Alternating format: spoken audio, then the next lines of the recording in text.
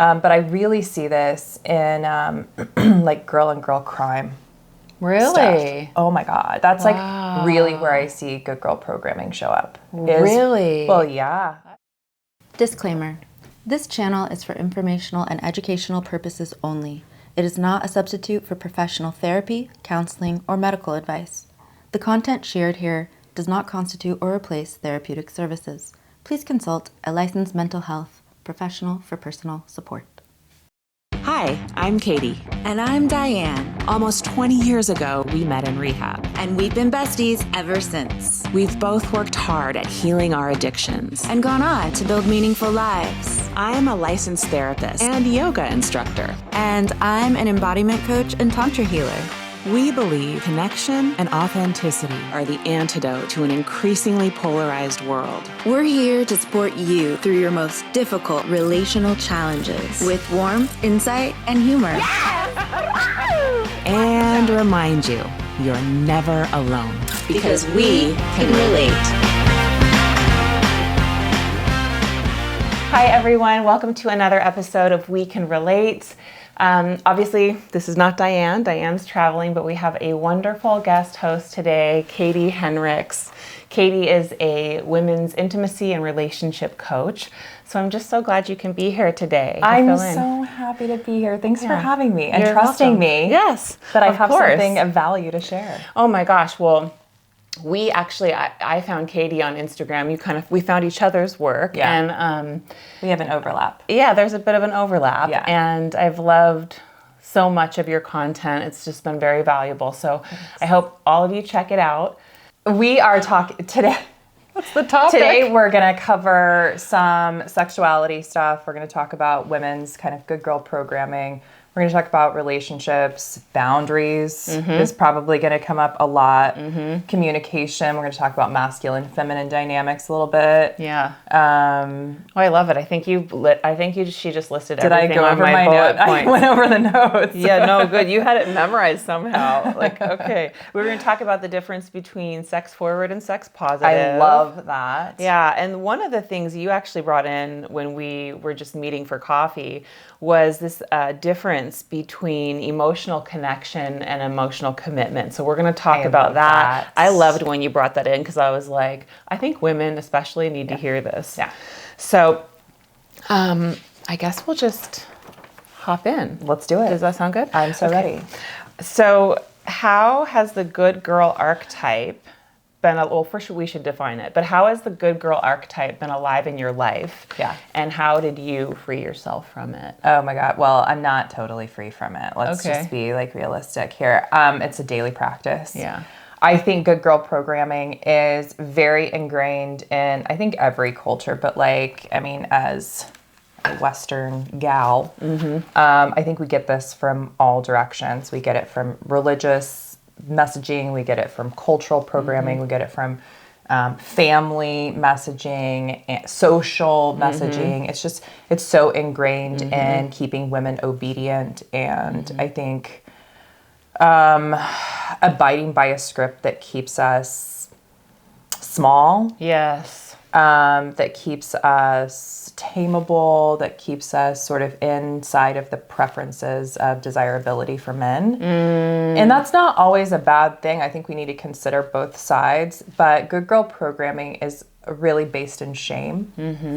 And we see it show up a lot in codependency, rescuing behavior, women who take on sort of these projects, these case studies, and they're like, I'm going to fix it up. I'm going to fix him up. I'm going to fix up his life. I thought he would change. I thought having the third child would change him, but now my life is a disaster. Yeah. And it's like, why did I not consider my needs first? Yeah. And so I've learned to use, I teach this in It Girl, my Good Girl Recovery program, all about boundaries, communication, and just taking control of your life.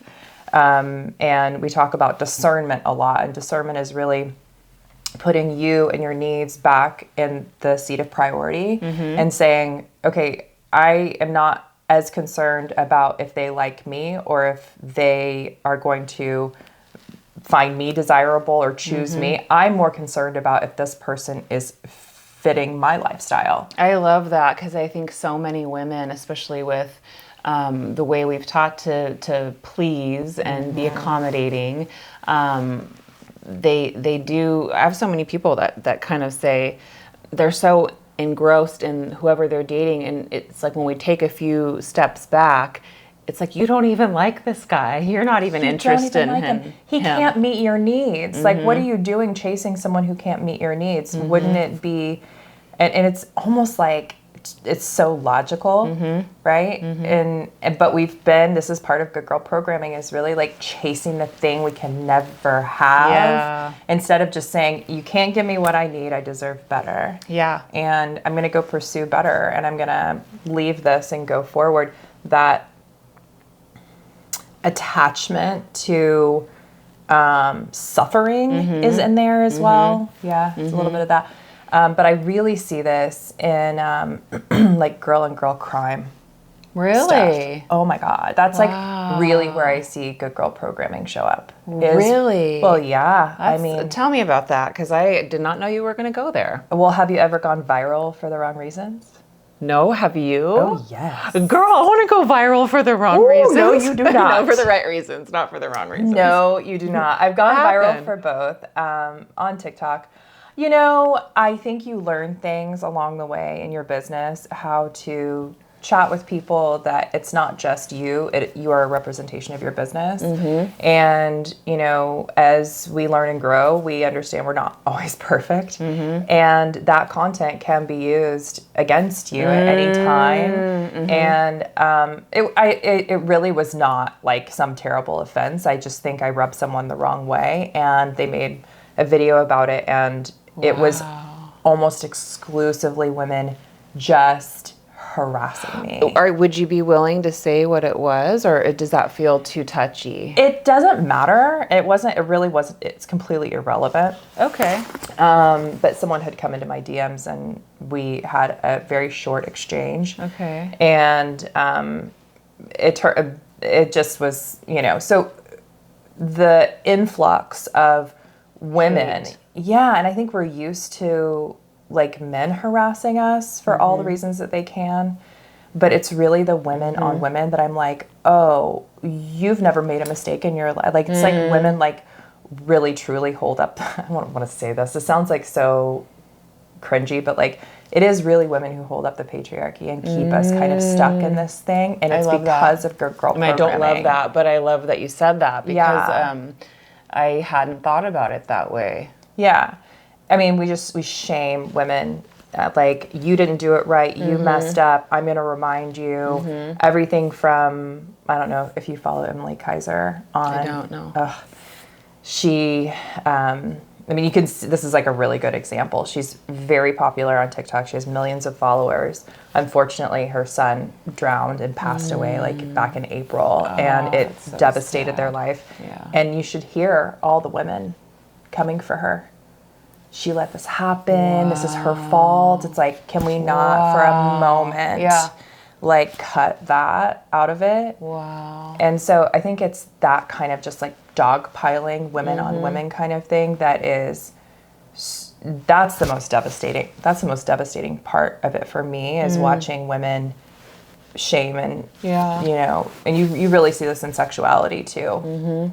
Yeah, it's so true. I know Diane and I have talked a lot about, just in our own friendship, a lot about the idea of sisterhood, and for Diane in particular, but me also, we never grew up with, either of us, with lots of friends or anything like that, and we didn't have a sisterhood really. I wasn't in a sorority. We didn't do any of that, and I think it's so needed when women can come together in these more positive ways and in supportive groups. We really have, I think, a lot of power to change things.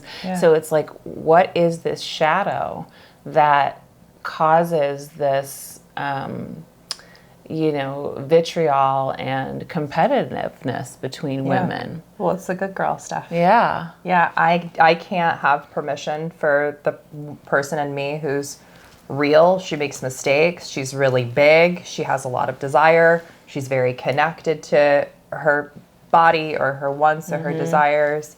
that I am dark and yes. right? Like I have all this darkness that I use, and there are shadows, and all that is like part of my brilliance as a woman. And like, I see that in other women too. I see that in everybody, but like the more permission we have for our whole system. Yes. It's not just the light and the happy and what people can see on the surface. Amen. You're preaching to the choir. That's why I see through the lens of Jungian psychology. It's such an emphasis on shadow and wholeness. It is. And that just not just shadow, but that integration. It is. I have chills. Yeah. I love it so much. Yeah. It's so that's good. like how I live my life, is like really teaching the whole woman, all the darkness, all of those, like, because we hear all the time this really warped version of femininity or feminine energy, which is that like feminine means we're light and we're beautiful and we're soft and we're open and we're pretty and flowers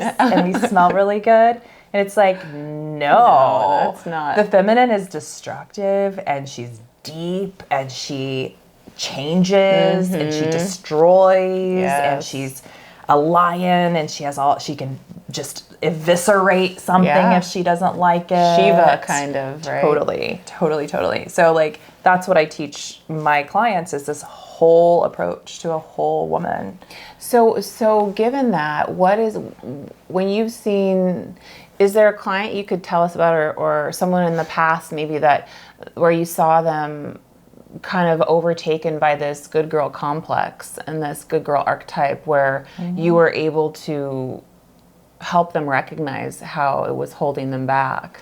Yeah, I mean, I you can't probably think have a ton of examples. Yeah, because there's probably so many. Yeah, I think I see it in codependency a lot. And so women not being able to tell themselves the truth is like the thing that is, you cannot coach or provide accurate therapy for a client or a patient when they can't be honest with themselves. No. Right? I mean, that is the access point to change and transformation. Yes. Is saying, I fucked this up, or I'm really bad with money, or I keep on self-sabotaging, or I'm really afraid of intimacy. And so I see this good girl programming where these women are like, like Stepford wives. A little bit like, Stepford. I'm like, let's break the trance and let's get into our bodies. Let's be earthy. And it's hard to do sometimes. It's hard to do for some women, but I think it's really clear, like, they're just, I say, like, this is going to sound really biblical, and I promise I'm not very, like, biblical, but, like, you know, it's like the faith the size of a mustard seed. It's like, if I can just get that mustard seed inside of someone that's like just a hint of, I want something different, then we can work together. Yes. But some women will come to me and they can't break that. Yeah. They just are not willing. And that's vulnerability. That's intimacy. Yeah. You know, is saying, like, I'm going to let you see how fucked up I am. Yeah. And that's okay with me because I own that. And this is really hard for me. Yeah. But if a woman can't do that, she'll stay in good girl. It's so true. It sucks to see because they're so, like, flatlined. Yes. Very flat. Yeah, it is very flat. It's so true. It's like they're missing out on a whole world of richness that you don't get when you live. And that's when you live in a one-sided way. It's like you have to encompass both, and there hasn't been room for both. And I think of, you know, talking to you today, I think of that quote, well-behaved women rarely make history. Amen. Which is amen, but also you can see how much more history would be made if we weren't taught to be so well-behaved. It's like I think of myself, in terms of the pathological accommodating, which we've done an episode on, and definitely you should check it out. But it's that's good girl program. Yeah, and I will probably do another episode on that because the level at which, Katie, it's like the level at which I do this even now in my life. Like, it's so much better. But I had to go through these steps of, like, I would it would be a text message, and it would have to be this long because I had to explain every single thing of where I was coming from because I was caretaking their feelings because if they took it just the wrong way, like the amount of psychic space and preempting and over-explaining. Yes. You know where I see this a lot? And when you talk about good girl programming, overcoming that, here's where it is. If you're following like pop culture stuff, is in the Sydney Sweeney jeans ad. Cancel culture is a very good girl kind of shamey, cancel this person because they messed up or whatever. Yes.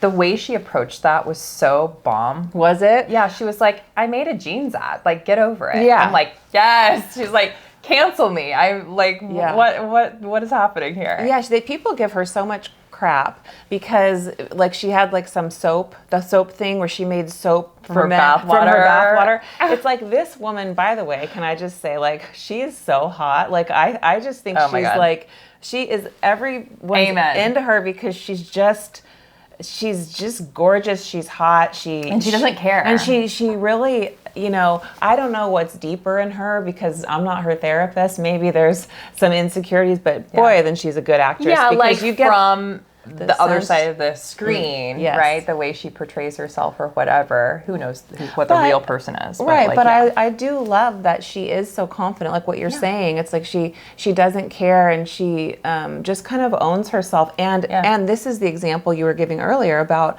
how many women jump on to attack her. Oh yeah. It's like, always the calm women. down. Like, why is this a problem? Yeah. Because they can't say, I'm so afraid of being canceled, whatever. This is someone we have to get over as teachers, as leaders, as business owners, as, like, I don't know about you, but I'm pretty fucking good at what I do. Yeah. Right? You are. And just being able to, like, say that out loud and, like, being willing to rub people the wrong way and being willing to say, sorry, like, these are my prices and, like, this may not be for you. Yeah, I love that because that you kind of bring in a whole other element, which is like, well, it's similar, but it has to do with, being willing to charge for what your services are, for what the value is. Totally. And so many women in particular have trouble with that, understandably, because you look at where we've come from and the disparity in wages and all of these things. But it is so important to be able to value yourself. Like with people now, when they want to work with me, I used to take like phone consults where they'd get a free 10, 15 minute. I just won't do it anymore because for me, I will say, look, this is my fee. And I say, I've found over the years, if the best way to find out if we're a good fit, because people will have anxiety and stuff. I said, book a session. Just have one session with me and we'll see. Yeah. And I say, if all this sounds good to you, then let me know. And some people, they'll come back, book a session, and some people won't. But I've learned to like let it go because I'm not going to do a 15-minute consult. And then my whole point in saying the story about how I work and just to have somebody book with me is not to be a hard ass or anything like that. It's just I'm at that place where if you want to do the work, I'm here, but I'm ready for you to commit. I'm not going to do the back and forth and some therapists will, and that might be what you need at that time, or some coaches will, and that might be. I won't do back and forth either. Yeah, it's like we're at that place, I think, in where we are, that it's just like we want people who are ready. Yeah. This work is that valuable. So yeah, we're commitment gals. Yeah. Yeah. I always say that I'm a long-term relationship girl, and that's why I do relationship work. I like my clients to be like ready to commit. I love that. Yeah. Yeah. Just like in other relationships. Yeah, well, that's a good segue, talking about, we were going to kind of go there anyway, which is talking about, knowing what you want in a commitment. And then that piece around emotional commitment versus emotional connection. Why don't we get into that? Yeah. This is rampant. I see this a lot with this kind of like new, trendy, buzzword vocabulary around relationships and connecting and intimacy, especially the way that men use it, is they'll say like, I'm looking for a connection. I'm looking for a connection. Well, what does that mean to you? Because when you say connection, I want, and I think I can speak for a lot of women, and this is not everyone's experience, obviously, but a lot of women are wanting someone who is ready to commit versus someone who just wants to connect. And to me, like, let's just like say it what it is. I think it's either, I think that men can easily disguise hooking up or physical connection with just saying the word connection. Yes. Right? It's so true. And so I'm like, well, what does connection mean to you? Because I'm looking for a relationship. I want to build a life with someone. Yes. That's what I'm looking for. Yes. Yeah. And let me ask you this, because I think it's a lot of people, or at least I've come in contact with a lot of people, but how many clients that you've coached have said they're okay with casual sex and they actually believe it, like they really have convinced themselves, only to find out later that actually maybe they're not okay with it? Like all of them. Yeah. Like all of them. Okay. Yeah. Can we please? Okay, you guys, we need to talk about this. This is a big deal because I used to be, coming from my parents and their parents and the Depression and Catholicism and all that stuff and different waves of feminism and all of this. It's so interesting how you get to a certain age now, and I'm now the person that, like, with some of my clients, I'm like, just wait, don't you want a long-term relationship? Don't hop into bed with him right away, please. And, these are, I don't say that because in my work, I might say it in certain ways, but I always give them the option because they have to have their journey and their experience and learn their thing. Yeah. But there have been so many who have done that, really thinking, no, I can separate. I'm an evolved woman. I can, I want to be able to get off or have fun and they ultimately they've realized they betrayed themselves. Yeah, this is a very important conversation. Because I think it's this, women have a really hard time, or have shame, I think, about wanting commitment, wanting long-term, wanting marriage, wanting a long-term committed partner. Yeah. Especially what were you going to say? Oh, I'm sorry. I was especially younger women, I find. Yes. And I think that this is like, it's that internalized sort of narrative that we pick up from men that we assume that they're not going to want it. So we sort of take on that narrative that like, oh, like I can just hook up or whatever. And we think that men connect in the same way that we do. We think that men commit in the same way we do, which is when, and let me just like, clearly women cannot do that. At least not healthy women. Healthy women are, and we're not meant to. We're not born that way. We're not wired that way to separate sex from attachment.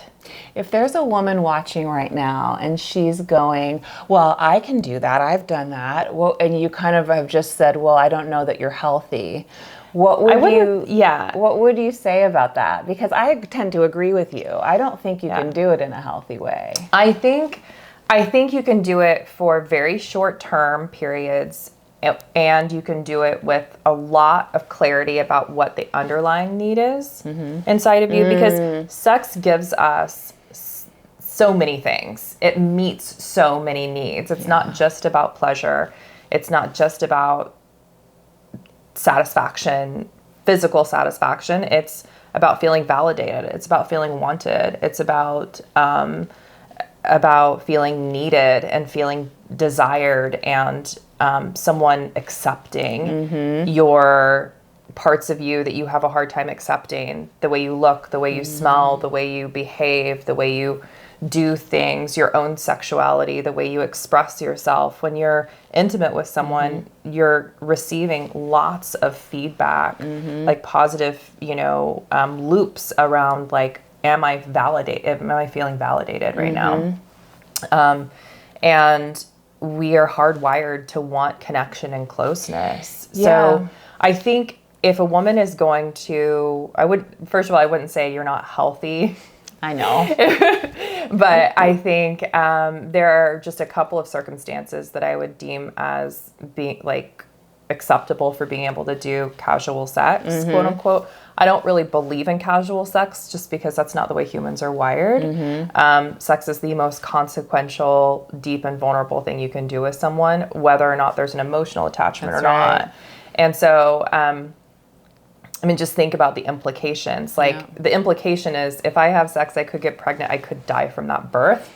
So it's pretty serious. Like, there's nothing casual about that. Yeah, I mean, I think more towards women because, you know, obviously men come from a different place, you know, primally or whatever you want to say. But in sex, men can typically open to a woman and be more vulnerable in that act, even more so than when you're just day to day. It's like that is a place where a lot of men can open and soften. And I think that's very enticing to many women because they are so used to sort of starving for scraps or so used to crumbs and like, oh, this one thing that it's like they're dying for any interaction in that way. So they'll have the sex and they'll get that where the man is, and he's more open and they'll get that moment.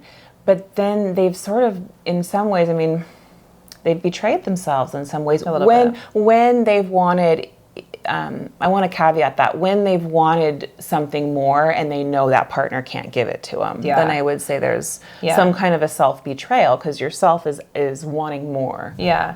I think you're totally spot on. And I think that women can have casual sex if it's extremely short term and if there's a lot of boundaries around it. So you have to get really clear with yourself, like, this is exactly what I'm going to do. And there can't be like, backstory and longing for closeness and like kind of secret desires around it. They're around more emotional connection. Yes. Not really. Right? Yeah. Because I think every woman can tell themselves the lies for a little bit, you know, but then life gets real and you really start to feel the attachment. And like, this is an amazing study that women, after being intimate with a man, women release bonding and attachment hormones that keep us really close and attached to our partner for up to 30 days. Oh, I didn't know it was that long. Oh, yeah. Wow. So, like, if you've ever been intimate with someone and then you, like, feel this just, I mean, it's like spiritual closeness. It's pheromones. It's hormones. It's a biological draw to them. You're not crazy. Your hormones are actually doing their thing as a woman, but men only get this for about 5 to 7 days. Okay. Which explains a lot, that does right? explain a lot. Like, oh, okay. Yeah, I actually 5 to 7 days is surprising to me. I'm like, I was like 2 hours. 4 hours? That's what I was like, 4 hours, and they're like, okay, I'm good. Yeah, well, men aren't very expressive about that kind of thing, but I do know that, you know, men are sensitive. Yeah. I very sensitive. But there is no permission around expression that way. So I do think it is like probably more than they're leading on. But yeah, that's a very good point. And that's another episode we'll do at some point, is getting into that more. Because it's so easy, I think, to getting back to the idea of demonizing for whatever reason, but like it's easy to demonize women and jump on that train. And it's also easy to demonize men. Oh, you know, you hear people talk, men are this, women are this. I hate that. I really hate that because I come from such a, can we come back to like what's in front of you, who's in front of you? Yeah, instead of just generalizing or assuming. That's right. Yeah, like, I mean, I don't know, when I'm coaching with a client, I'm hearing all the things they never talk about with anybody. So it's really hard for me to make generalizations when there's so many different nuances to each person, you know? That's right. Yeah. That's right. And it's, you know, obviously we naturally group things together. Those things happen in the brain. We have to do that. It's a yes and, right? Yeah. If you find yourself thinking a whole group of people is X, you need to, in my mind, you need to stop and take a look at what that might be for you. Because that's something going on in you on a deeper level, I think, you know. These sweeping generalizations Yeah. about anything, you Yeah. know. Even like you look at something like casual sex, you know, I always thought, oh, that's fine, porn is fine, you know, because it was sort of an unconscious reaction to what I was taught growing up, which was that it's not fine, nothing's okay, you're going to get taken advantage of, fear, fear, fear. And so then I kind of had this organic holding of the other side, but what it wasn't at the time was a conscious exploration about, well, what do I really think? And lo and behold, once I've done that, I've landed in this place of like, yeah, there's really a reason why for me and for most women that I've worked with, and that you're saying that you've worked with, that doesn't work. It's not serving us. Yeah, that's actually a great point, is when we get to the point where we're asking ourselves, is this really my opinion? Or is this something that has been handed down to me that I've been taught from other people, that's been sort of like alarmist or like fear-mongering or under someone else's agenda? This is one thing that I help clients do too, is like separate, like, what are your feelings, thoughts, opinions, desires that are individual and unique to you? If you really were to like be completely honest with yourself and not try and be good about it, not try and be like abiding by what you were taught religiously or what your grandmother might approve of, but like, what is your true take on this? Yeah, I love that. I want to hop back to the emotional connection versus commitment for a moment before we move on. But then I want to get to, from what you just said, the piece around getting specific with what your wants, needs, interests are. And then how do we do that, but also make space for it to be another human being with flaws? Like, you know, the whole checklist thing that people, well, he has to be da, da, da, da, da, da, da. And it's like, on one hand, no, that's not realistic in my mind. But on the other hand, you don't want to have not enough standards or not know yourself enough to accept, not be picky enough. So kind of, where's that balance? So we'll get into that in a moment. But yeah, getting back to the connection versus commitment, you were saying with men, it could be for like a moment when women are looking for something more typically. Yeah, and I think that's the difference between men and women, is I think that men have a hard time preempting and play right now. With a lot more experience with men. Wait, what is this? I want to ask, because you're like, you had about 10 thoughts when you're making just this little... raising a boy. Oh, you really? know? Okay. Yeah, okay. Just raising a boy. I'm like, they just don't think ahead. Men are very in the moment decision makers. Okay. And so it's not BS that can I say that? Yeah, you can say that. And I want caveat, some men, because I'm just realizing we're like, let's not group everybody together. And I'm like, all men. And I'm like, and all women. So yeah, okay, we're a couple hypocrites, but. And I do think, as a general thought about masculine brains, they, for the most part, make in the moment decisions. So it's not a line that they're telling you that they're into you or that they love you or that they feel connected. They probably do feel that in the moment. Yeah. It's not just a line or a way manipulation, but I do think that it probably was exactly what they were feeling in the moment. But in our mind, we take something and we write it to Fantasy Town. That's right. That's right. I know Fantasy Town. I know Fantasy Town as well. If you know, if you're watching and you know Fantasy Town, please leave it in the comments, because we want to hear from you, because you're not alone. And I think the more we share these stories, the more helpful it is. Yes, you're not alone. And I think, like, how many times have I taken something a man has said that was just like a split kernel, just a little kernel, and been like, they when I'm walking down the aisle in my mind, right? And it's like, hold on, let's stay in the present moment. And in that way, what you're doing, which I think is so beautiful, is when you pull yourself back from those stories, not future tripping, you're actually building. Oh, you said future tripping. I Yeah. love that. I use that word all the time. Yeah, you Yes. pull yourself back and you form a real connection with yourself. That's right. Not only yourself, but then when you're in reality with yourself and you're not in the walking down the aisle thing, Yeah. you then can relate to the person in front of you so much better Yeah. and to their actual behavior rather than like what you hope for. But The they said this, limerence of it. yeah, they said this one thing. It's like, Mm-hmm. Okay, and next step, like just watch the behavior. Yeah, it's absolutely. It's watching the behavior instead of taking like that emotion and running with it, which I am like professional in that, you me know? too. And so, and DBT therapy, which is a lot, I've learned all of these modalities, but DBT therapy is something that I've infused in a lot of my work. Oh, that's great. And we talk about logic versus emotion minded. And if you tend to be someone who is very emotional, makes emotional decisions, like the way that you kind of make decisions about your life is more emotional, it's heightened, it can be extreme, either, on either end of the spectrum, it can be extreme. Or if you are more logic minded, how you have a really hard time connecting to how you feel about something, how something's impacting you, what you're drawn to innately. I think these are two different types of brains and two different types of thinking.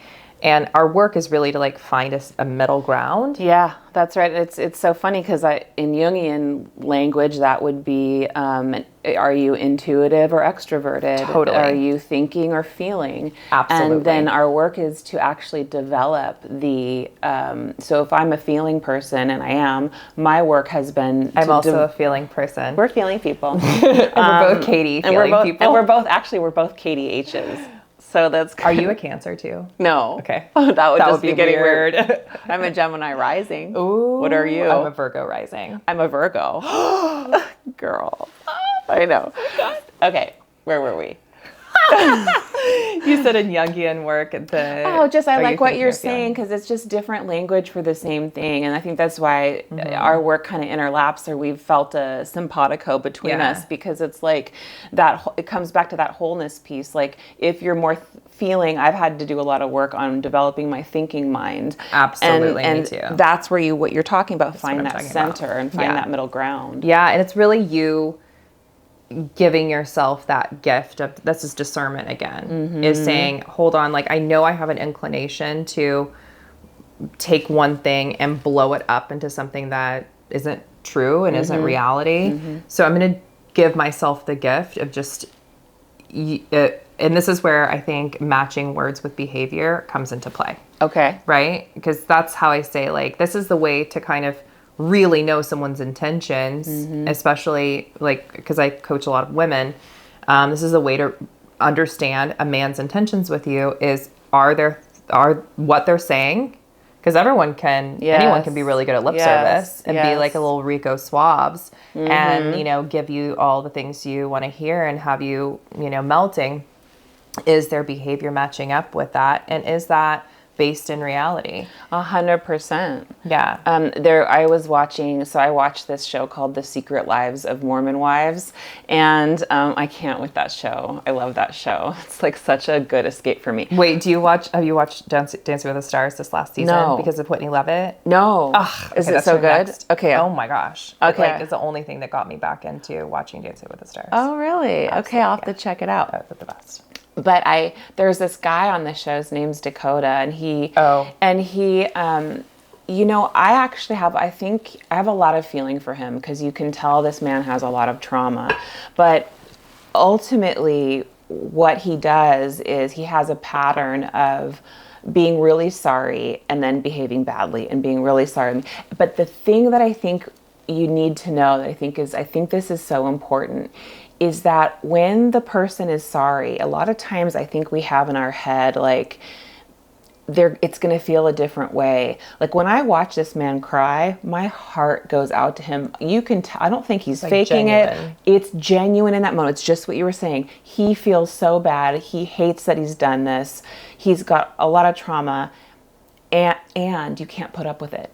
So it's a very interesting thing, because I think as women, when someone pulls at our heartstrings, we can forgive and overlook so much, and especially if we think someone means it.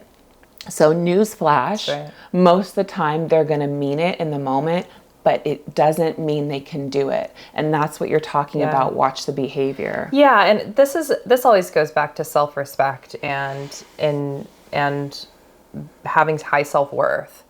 You know, like when I respect myself, I can have an easier time individuating in my relationships. I think this is going back to something that you said earlier, which I can't remember specifically, but like, how do you be yourself and have needs and also know that there's another person in front of you? This is how, is by developing self-respect, by having good self-esteem and high self-worth. And that means that I can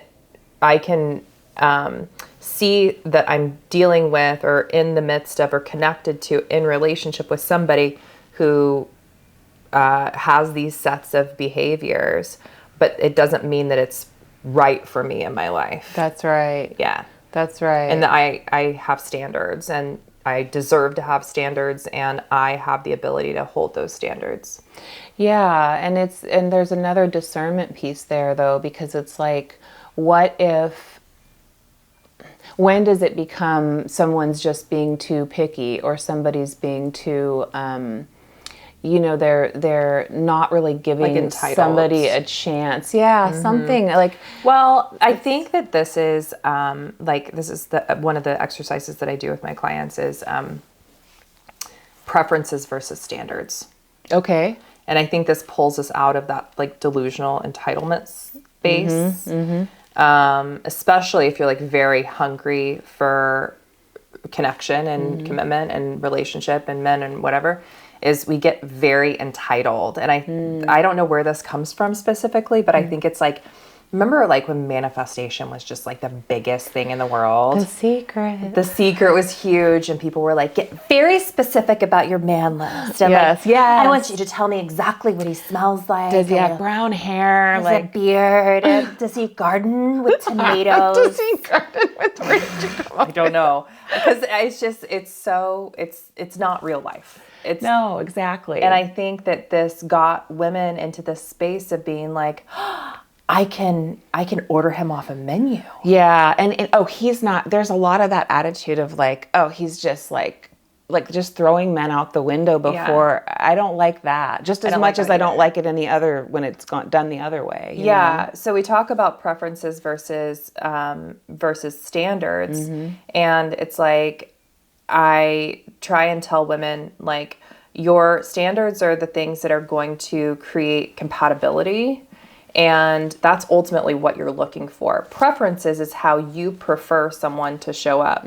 Tall, dark, handsome, a certain fitness level. Are they into cats versus dogs? Do they make 400,000 versus 60,000? Like, there's all these things, and you have to remember that your compatible match there's a huge fluctuation here. You may meet the man of your dreams, and he's shorter than what you had visualized in your head. And if you're not in tune with this work, you could totally sideline him. Yes. And he could be fabulous, or, that's right. Someone who checks all the other boxes for you, and he's a great communicator, and he's available, and he has a similar lifestyle, and he's bald, and like, you knew your person wasn't bald, but this guy's bald, and it can't be true. It's like, get over it. That's a preference, Yes. Like, this is not... I love that. Not important. Right. Just clarifying those things, I guess, can really help clients. Absolutely. And a woman who I know and have kind of followed her work for a really long time is married to someone who's far shorter than her. And they have this fabulous relationship, and he's so wonderful. Aww. And like, I would want that for each and every one of my clients, to be ready for that kind of... I think that's actually fear of intimacy, if you want if you get too picky. For sure. That's fear of intimacy. Yeah, I agree. Because then you're just... anything can be an excuse not to get close to someone. That's right. And it's like you hear of those stories where people are like, well, I don't know why I do this, but I was looking and her big toenail bugged me and I got the ick. And it's like, well, do you think it's the big toenail? Or maybe you actually liked this person in all these ways and that was really freaking scary. It was really scary. And now you're going to focus on something to allow yourself to step away, because intimacy is scary as hell. Real intimacy. Intimacy is scary, and it's also very imperfect. It's very human. It's very messy. Yeah. All of those fun things. Yep. Well, we were talking about sort of this idea of not throwing people away, discerning about what we want. I wanted to also ask you your thoughts about sex forward versus sex positive mindsets, and what you think about it. Okay. I have a lot of thoughts. Okay, that's good. I think, well, what is your definition of sex forward and sex positive? I think sex forward to me means sort of leading with your sexuality, or being very confident about your sexuality. And I think sex positive is removing shame from sex. But I think they're two terms that are greatly misunderstood. So I agree. I'm wondering your thoughts. I am on the same page with you, and I think that they're greatly misused and misunderstood. And I think that, working in the field of sexuality, we come across a lot of different environments to practice sexuality or sexual expression or sexual connection. Anything from sex positive dating sites to events, to BDSM scenes and things like that, and exploration around power dynamics, where people can say that they are sex positive but don't really know what that means. And I do think it's a lot more nuanced than just someone being okay with having sex.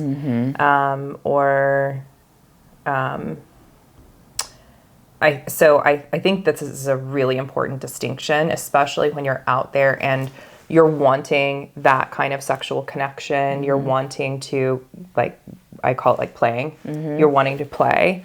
And understanding what that's all about so that you don't find yourself in a circus. Yes. Because that can happen if you don't have a lot of boundaries and understanding of this. Most people out there using terms like sex positive or they won't use sex forward, but using terms like sex positive don't know what they're talking about. Yeah, that's kind of been my experience with it, is they and it's sort of what we talked about earlier in this discussion. We didn't use those terms, but where people almost remove the emotional piece. Like, I'm sex positive, so that means I can have sex whatever, whenever. It's just a good thing, and it's not. It's another point of view that, when misunderstood, erases the wholeness of, sure, we can be positive about sex. We can understand that it's a beautiful, nurturing, nourishing thing, or it can be, but you can't ignore the human in you, the emotion in you, how it's going to affect you. I agree. Yeah, and I think saying something like sex positive, it exists on a spectrum. Yeah. And so what might be okay for one person may not apply to another. And that's why I think this field is so fascinating to me, is that everybody's a little bit different in the way that they connect with sex and their relationship with sex and sexuality. But I agree. I would say, like, technically I'm a sex positive person. But that does just mean that I have a lot of permission for expression, talking about it, understanding it, studying it, other people expressing it, talking about it, being curious, using it as a tool to understand someone better instead of shame it and just cut it off. But that doesn't mean that I don't have any boundaries or expectations or standards around my own personal behaviors with it, right? I have a lot of those. And so I think when we're saying sex positive, we also need to keep in mind what people's boundaries and standards are around being sex positive. I love that. So it kind of is a package deal. Yeah. And it's funny. I see there are like two types of leaning people. I think ones that lead with sex, the sex forward people. These people are fascinating to me because a lot of the time I'm trying to work with a woman who wants to open up sexually, wants to develop more sexual esteem, wants to be more expressive in her desires and her sexual sovereignty. But sometimes I come across a client who's so sex forward that it sabotages all of her other needs. Oh, absolutely. Yeah. And this is what you were talking about earlier about like sleeping with somebody right away when that was not your goal. You know, it was not about sex. It was about getting your other needs met through that behavior. And so like, why do people do that? Yeah. I mean, it's a great question. What has been your experience like with your clients? Do you ever once you get under that motivation, what has it been for them, you know, that made them lead with their sex, their sexuality? I think it boils down to having low self-esteem and not feeling worthy of, or believing that they could be chosen for being smart, for being resourceful, for being kind, for being just fun to be around, for being a compatible match for someone besides just what their sexual value is to somebody, and really feeling into like what makes me a quality person. Yeah. And developing self-worth in those areas. Absolutely. Yeah, I think you're right. And it's really fascinating because when someone is very forward in that way, it does also give us an idea of how much that person may have been objectified by others. Absolutely. You know, it's like when you are somehow learn, whether you mean to or not, that you don't really have value. So I might be speaking about myself here. I might also. You might get okay, so we can both be speaking. But like growing up, and I've told this story before, but I'll say it again, which is just that I never felt accepted in my school, and I had a hard time in family stuff at that time. And I just remember kind of thinking like, well, I can't be accepted or liked, so I'm going to try to be as skinny as I can and as pretty as I can be. And that's going to be my masculine persona going forward into life, because maybe the guys won't date me, but I hope they're going to want me, you know, because I'm going to dress this certain way. And maybe the girls won't like me, but maybe they'll be jealous of me. And that was something that I remember somewhere in my mind, and then over the years I just treated myself horribly, and I really thought like the only value I have is like what I look like, and I better make that look as best as I can, because where else is my value? Which is so sad, because on another level, you know I'm smart, I know I have things to say, I know all of these things even back then, but it was sort of hidden in the background, and not until I started doing my work and realizing, you know, like you said earlier, I'm good at what I do. Like I'm amazing at what I do, right? You said, and I agree, like finding what my purpose is and going, oh my God, this is a skill. Like I have so many areas in my life where, you know, technology, whatever, I cannot figure it out to the point where it's a little embarrassing, but you put me in a room with somebody and their psyche and magic is going to happen. Amen. That's it. Yeah. Right. And it really is like women finding, and men too, like who are trying to find their worth beyond just their sexual gifts or whatever, is finding a purpose has been, I think, single-handedly the thing that has cultivated that self-worth, that I am so valuable for my brain, for the way I can connect, for my bravery, for me being genuinely smart, for me like cultivating a craft for long enough to be in business for over a decade. Like, it takes a very, like, that's valuable. Yeah. Well, I mean, I remember when we first met, you know, went for coffee, you know, I was really impressed with the amount of work you had done and that it was ongoing, because a lot of times, you know, I'll meet with somebody and they do X, Y, or Z and they've had some experience, but I don't sense the level of commitment that I got when I was with you. I was like, oh, she does the work, and you really can, you can really tell that. And then thank you. It's such a gift. So nice. Yeah. It's so nice because we can give that to our clients. Yeah. We've worked hard at it, and we've found, I think, our pain, you know, and I think only a brave person who can spin their pain into purpose or medicine, I call it medicine a lot, is like someone trustworthy. These are all characteristics that lend themselves to being great in relationship. Yeah. You know, so being true. committed, being curious, being like trusting, being genuine. And so learning and everyone has this stuff, right? Like, everyone has these qualities underneath. You just have to find out what your particular gifts are underneath what the sexuality is a cover for. Yes. Because I don't know about you, but like I'm going to say this. I found my sexual prowess post-divorce, and that was a very, very powerful time for me. But it was something that I had to learn what was underneath all of that, because those gifts had gone so unseen for so long. Oh, I'm sorry. That I'm genuinely sorry. Like, I am too. Because it's like, I just relate to this so much, and it's like, when your gifts go unseen for so long, it's a you tragedy. Forget that you have them. Yeah, it's like,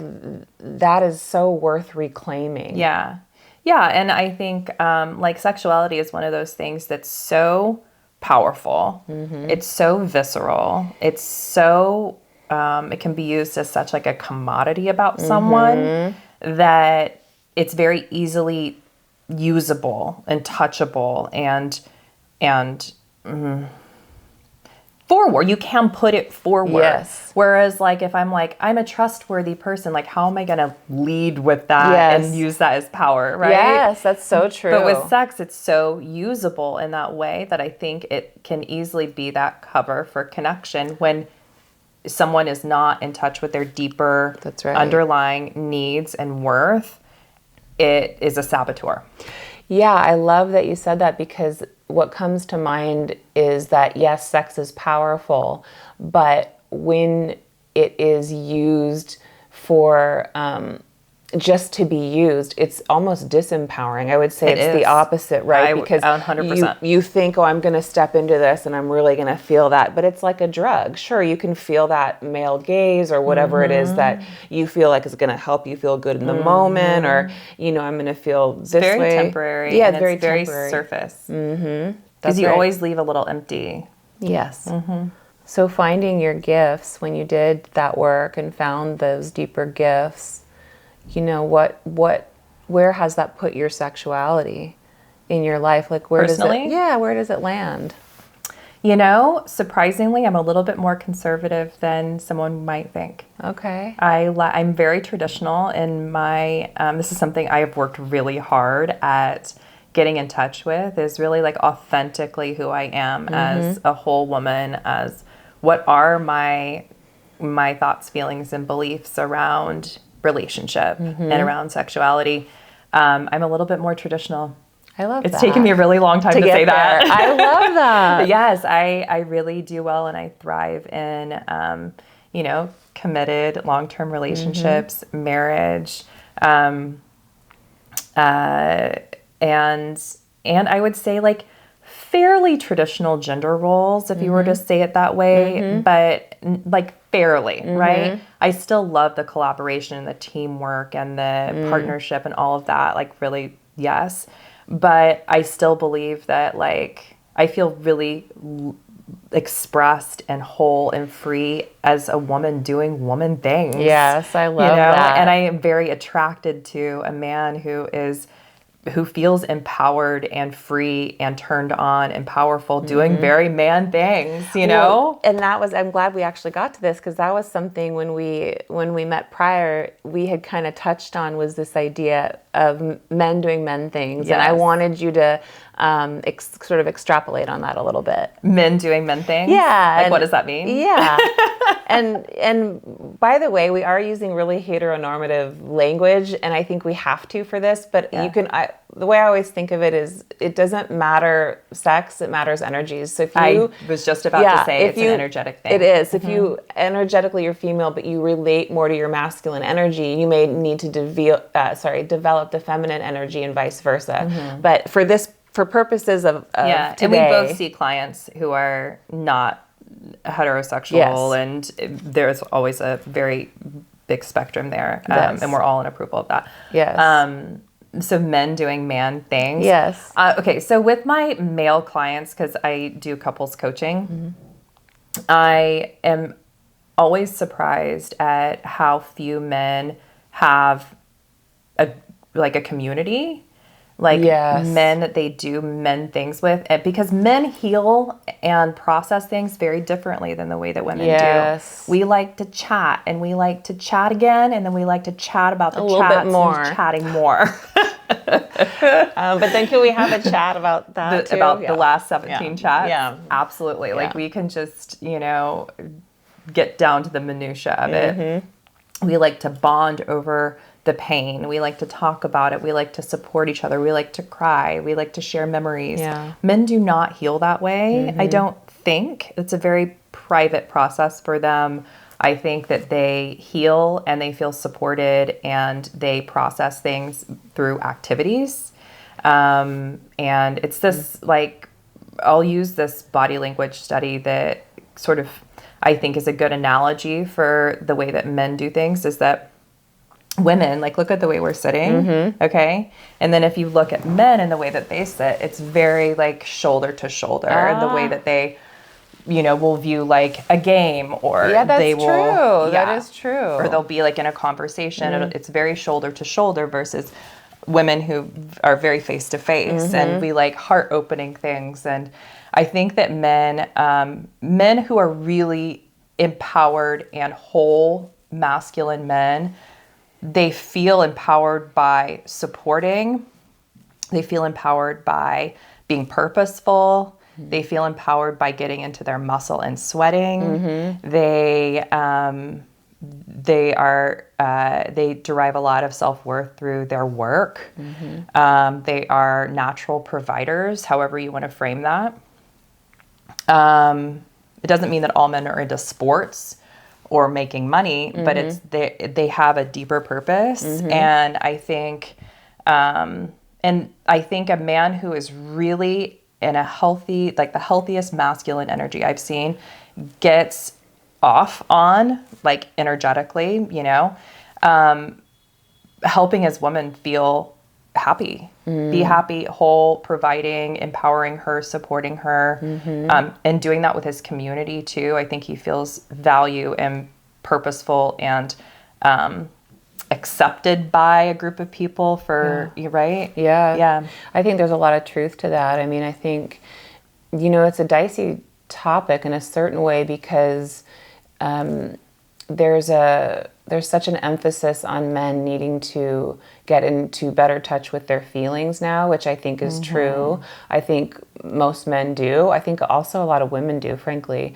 But it's just because we're getting in touch with the feelings, it doesn't mean you banish your masculinity as, quote, toxic, or you can't have your... Or now that they're feminized, because... It sort of feels like in some ways that men feel scared to be men. And I understand that. There's been so much...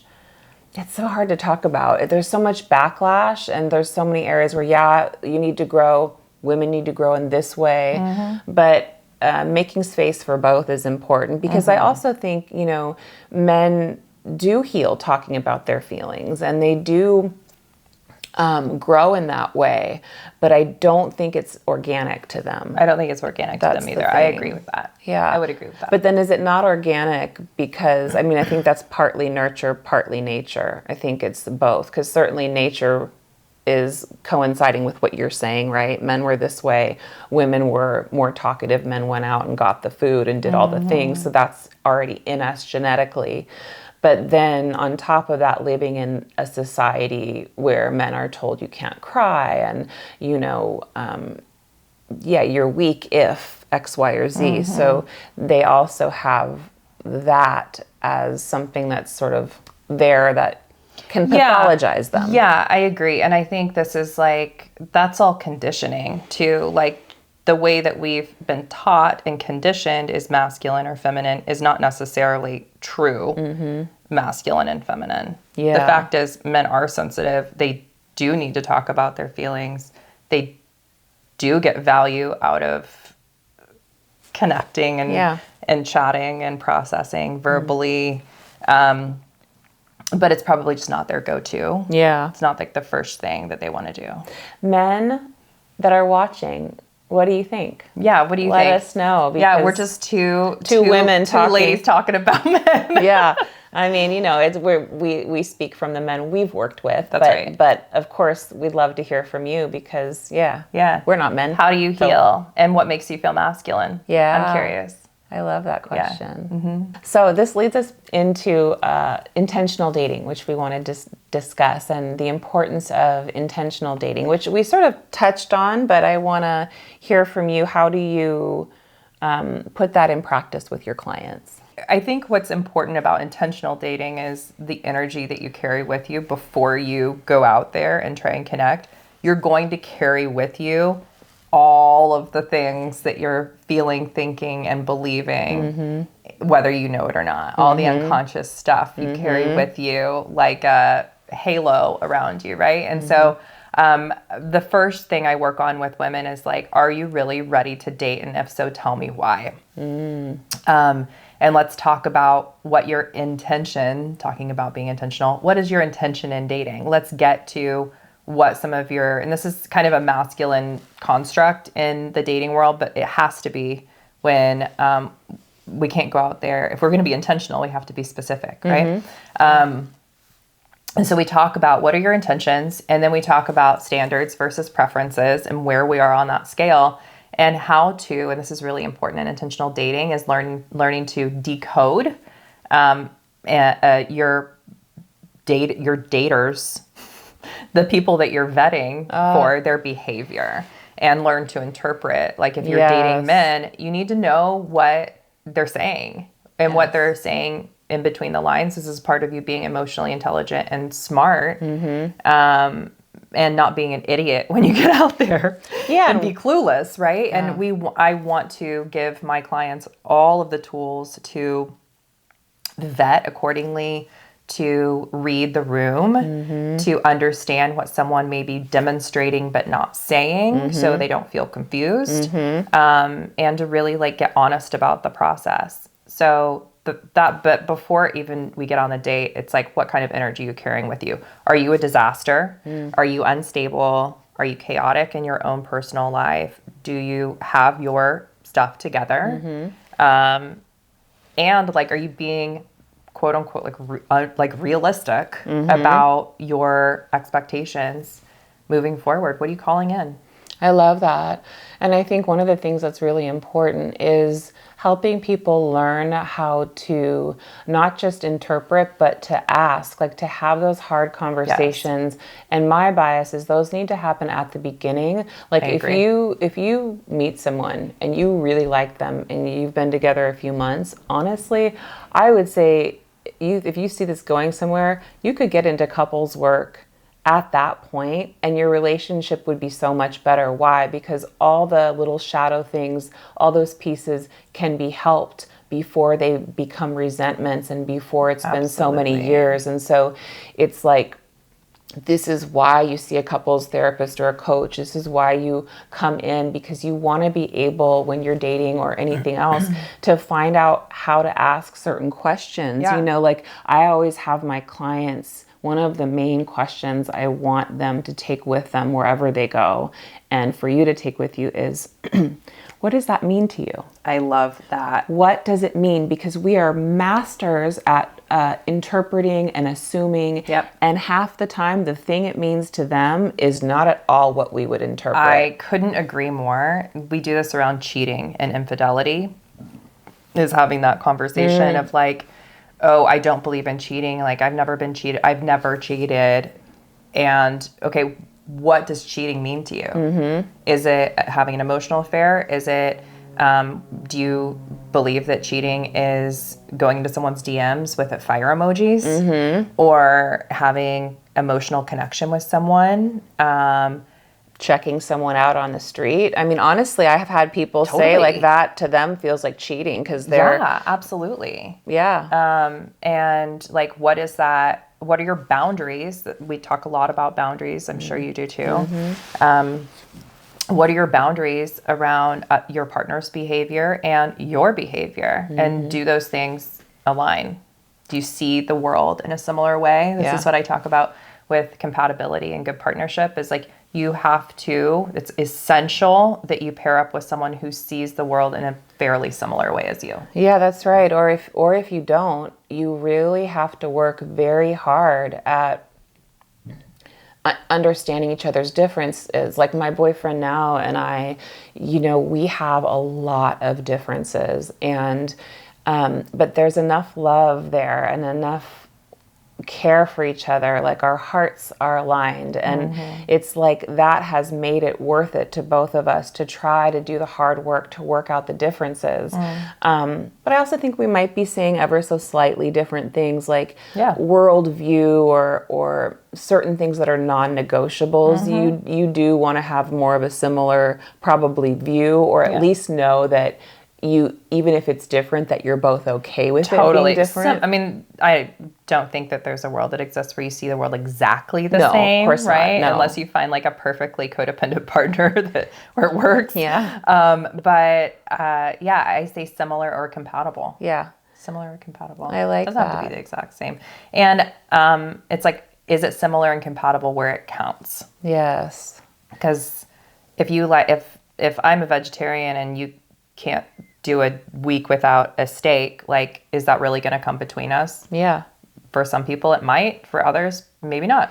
That's right. That's such a good point. I mean, if you all don't know this already, which I'm sure you do, it's like I think I can speak for you, but correct me if I'm wrong. We both believe so much in doing this work, and honestly, if you want, relationships are so hard. Like, if you want to have good relationships, I believe most of them require work. They require tending. Absolutely. They require that. And it's like, most of us don't ever put that at the top of the list. It's like, I want this really great relationship, but it's going to come after all the things I have to do. Or it's going to come out, well, I have to work and I have to do all of that. It's like, it's on the bottom of the list. Yeah. I think it's like any other thing. If you want a healthy body, you can't put it at the bottom of the priority list. You have to be intentional and put some time and attention on that thing. It's a cultivation. That's right. And, if I want a beautiful home, I can't not do anything. That's right. It's a daily practice of like cleaning up the energy and making this little corner the way I want it to, or bringing in things that I like or that are more useful, or transforming this space into something that's best for the family or something that is visually desirable. Like, same thing with relationships. If I want a great relationship, I'm going to have to put time, attention, and a little bit of work into it. That's right. Yeah. That's right. And it's so worth it, I think. But it's people often let the amount of work or what they perceive to be the work stop them. And it's so sad, because it's like, you really don't know what you can have when you put in a little bit of the work. I simply don't understand. And this is part of what did not work in my marriage, is I am very therapy positive, very coaching and counseling positive. It's been an incredible attribute in my life, and a tool, maybe it's a better word, a tool in my life that has made my life better in infinite ways. And he was very opposed. And I do not understand people who, well, I do understand them. I do not agree with it. People who are opposed to therapy or coaching or doing work, it's someone who is very insecure. Yeah. Right? They don't want to, Yeah. they feel very defensive Yeah. or threatened or out of control or powerless in a place where honesty is required. That's right. I think that's why, one of my favorite Jung quotes is, man will do anything, no matter how absurd, to avoid facing his own soul. That's right. And it's so true. We spend so much time running. And if we could just have the bravery to stop running and turn around, what we could meet there is really so beautiful. Oh my gosh, I so agree with that. Yeah, it really is. It's so good. I guess this feels like a good place to close, does it? Absolutely. So, I want to really thank you for being here. And I want to know if there's any other things you want to share with our audience kind of before we close. And then, of course, I want you to tell everybody where they can find you and your work so that, if they need a coach, you've got a great one right here. Thank you. Yeah. Well, thanks for having me and Of course. trusting that, this is awesome. Yeah. And I got a lot of value out of it. I hope that you guys did too. I want to hear the comments. Feel free to comment. I feel like people really reserve commenting. Oh man, I know. I really wish people would comment more. I love engagement. Me too. I would love to hear thoughts, feelings, challenges. Yeah, Absolutely. and maybe what comes from your questions or comments, we could actually do an episode on. So Yes. So please do leave a comment. Where can people find you? What is? Yeah. I mean, we'll link it all below and everything. But on TikTok, I'm Coach Katie. On Instagram, I am Katie H Coaching. And on my bio, there's plenty of offers and ways to book an exploratory. I offer free exploratory calls, 20 to 30 minutes for us to get to know each other to see if coaching is right for you. And I offer a number of different containers and transformational courses. I love that. Feel free to jump in my DMs and we can start up a chat. And send her a fire emoji. Send me a fire emoji. I think you'll know how to handle that. Yeah, if that feels appropriate for you. But yes, absolutely. I love community. I love engagement. And I am ultimately here to serve.